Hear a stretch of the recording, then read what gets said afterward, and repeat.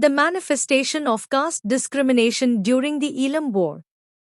The following excerpt from Major General Kamal Gunratne's book, Road to Nandikdal, offers a stark illustration of how caste discrimination had been persistent in Jaffna during Elam War.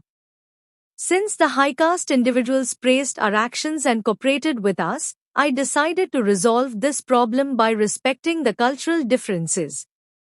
The majority of those considered low caste openly behaved as our enemies. One reason for this might be that most of the militants, LTTE fighters, belonged to that community.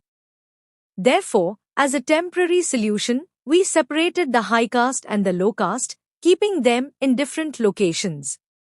Major General Kamal Gunratne, Road to Nandikdal, page 366. A predictable rebuttal to this account is to dismiss it as a fabrication, a Singhalese army officer's conspiracy to sow division among Tamils. However, this evasion ignores a well-documented reality.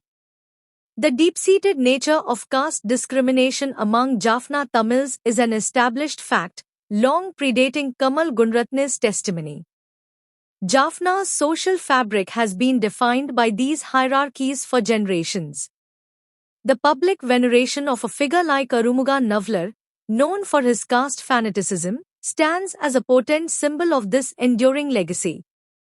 Furthermore, when this book was released in 2016, it was Tamil nationalist media outlets and websites that initially praised it, particularly for what they saw as its unexpected candor in assessing LTTE leader Prabhakaran. They highlighted Gunratne's utmost honesty and his willingness to acknowledge Prabhakaran's qualities unexpected from a Sri Lankan army officer. Their reception at the time lends credibility to his account, making the current dismissal of his observations on caste seem selective and convenient. Even some educated commentators resort to the simplistic claim that creating caste and class divisions among Elam Tamils is a Singhalese man's conspiracy. This line of reasoning does not withstand scrutiny. A moment's reflection should lead one to ask, would someone living in a glass house willingly throw stones? Are we to believe that Singhalese society itself is free from caste and class contradictions? To claim so is to reveal a fundamental misunderstanding of the island's complex social landscape. Let us, for argument's sake, entertain the idea of a Singhalese conspiracy. Elam Tamils do not live in isolation on Mars, they share the small island of Sri Lanka with the Singhalese. If Tamils were to fracture along caste and class lines, the resulting social tremors would inevitably ripple across the entire nation.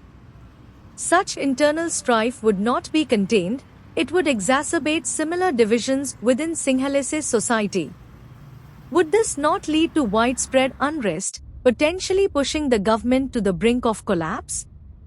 And if the goal of the Tamil nationalism is to topple the Sinhala chauvinist state, would this not be a desired outcome? Ultimately, to insist that Tamils are a united race without internal contradictions is itself a form of racism, ethnic chauvinism. This romanticized fiction is not an anti-state stance. On the contrary, by obscuring real and exploitable social fissures, it ultimately serves to protect the very state it claims to oppose.